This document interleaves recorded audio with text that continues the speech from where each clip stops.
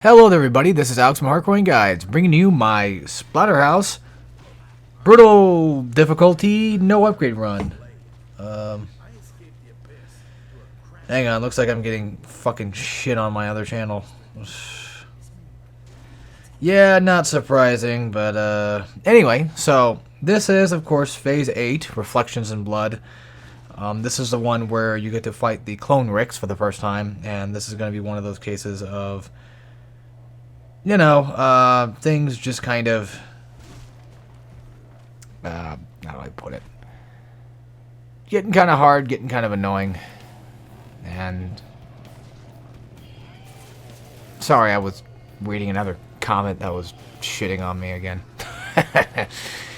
Just gotta ignore it. You know how it is. So, yeah, first things first. Clowns. What do you expect?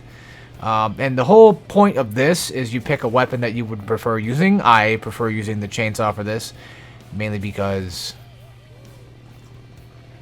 I don't know, it just seems to be the best choice for these assholes, especially considering the fact that it lasts quite a long time. I'm going to take the goddamn earplug. I can't concentrate with this damn thing in my ear.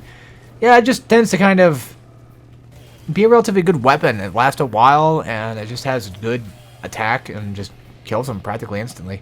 And then, of course, after all is said and done with this wave, you have the option of either doing 2 more waves of enemies, which I think might end up appearing fishmen, and then after that, I don't remember exactly which waves they are. I just skip them because I said screw that. But yeah, if you knock around some blood around the map, and if you happen to be going into splatter ability, which is what I did there, you can clearly see which markings are the correct markings. Now, granted, I just noticed, after this recording, that, or watching it, now, is that it was showing up with the blood, and I didn't notice that when I was originally playing the game because, well, I'm kind of dumb. So, yeah. And after that should be the mirror section, which is going to have, of course, a bunch of jennies that kind of appear, and there is a, if I remember correctly, there's no RNG to this. I think it's just a pure specific route that you can take, and I'm going to give you guys the route whenever we get to that point. However, I do fudge up the first ones, but I'll try to keep an eye on where we happen to spawn at. So we spawn from here, and I think it's the left mirror could be the one that we go to. That's correct. Also, each room is going to give you a certain time limit, so if you end up having to fight the gens, then you have a certain time limit. But yes, left is the first one. So make sure you take that one first, of course. And if you happen to get stuck in a fight like this, like I do, then triangle attacks just kind of are okay for the most part. But they take a while to kill. They really do take a while. So it goes left, and then I think it's right. Or is it up? It's up. So it's left, up, and then right. Okay. Left, up, right, right. So I think that's the proper, there you go. Left, up, right, right. That's the proper path for you guys to take. But anyway, next up is the clone Ricks. You start off with the first version of you, which is essentially just a regular run-of-the-mill one that doesn't really have any specific abilities besides just your normal punches and normal slams and pretty much what have you. So every once in a while you get an opportunity to get a splatter attack, but it doesn't really do much and doesn't do much damage. My pro tip for this is block often, and then whenever you get the chance, whenever he's done trying to do a combo attack on you, follow up with your own combo attack. Oh, I guess it does do a little bit of damage. Sometimes it doesn't seem like it does it. Also, Splatter Siphon is going to be your friend, and I'll show you why. Not right now, but I'll show you when we get to that point. And also notice how he doesn't really do a lot of damage. Oh, I did show it now. Notice how whenever I use the Splatter Siphon, you get Necro back. You get 1 bar of Necro back if you mash it hard enough. So keep that in mind. Use that as your crutch. Next up is going to be round, well, 1 in consideration of, Dying Breed. But these guys take about, I think, 2 normal combos to kill. And then just, wail on them. Watch out for them. Don't use any Necro on these guys. Don't worry about using Berserk on these guys.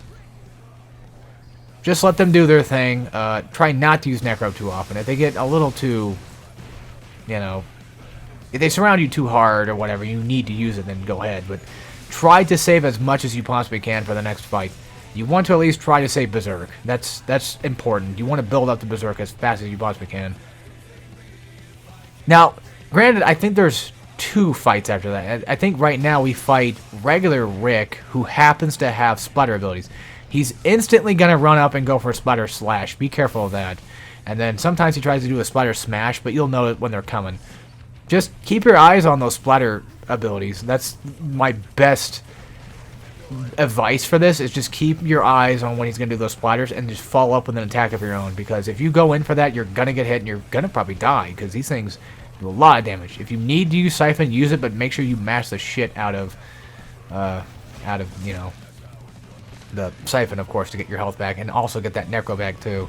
Sometimes it gets you Necro back, and as you can see right there, if you have, like, a 3rd bar already, it sometimes doesn't work either. It usually kind of works better if you have, like, almost, like, a not full, you know, 3rd bar, or you at least have a 2nd bar worth, or even a 1st bar. But, yeah, Siphon's really weird for this fight. I don't know why it's this one specifically that does it, or why these enemies specifically give you Necro back for using Siphon on, but hey, we take the jank where we can take them. But also, I'm also trying to kind of just utilize the song to my advantage, because I'm trying to make it as cool as I possibly can. I know you guys probably can't really hear it very well, but I think I kind of actually fudged it up, didn't I?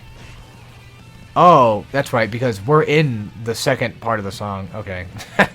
Never mind. I already talked over it, but I was going to say, because like when he appears, I was trying to make it to where, you know, it says round 2, and I thought it was kind of cool when I'm trying to do that.